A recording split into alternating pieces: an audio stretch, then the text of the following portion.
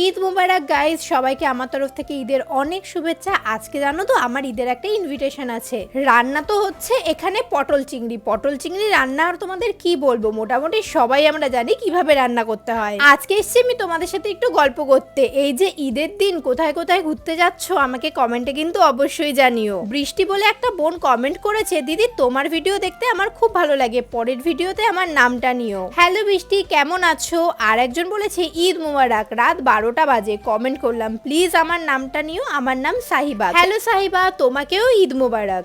জানো তো যখন আমি ভিডিও করতাম না, মানে আজ থেকে 6-7 বছর আগে, তখন একবার আমি ঈদের ইনভিটেশনে আমার একটা বান্ধবীর বাড়িতে গিয়েছিলাম। এই বছর ইনভিটেশন পেয়েছি, এই বছর তো আমি অবশ্যই যাব, আর কালকে তোমাদের সাথে ভিডিওটা শেয়ার করব। আর একটা কমেন্ট পড়ি, আরেকজন বলেছে আমার হলুদ ম্যাগিটা খুব ভালো লাগে আর ইউপিটা মোটামুটি ভালো লাগে। গল্প করতে করতে পটল চিংড়িও রেডি। কে কে পটল চিংড়ি খেতে ভালোবাসো জানিও। টাটা।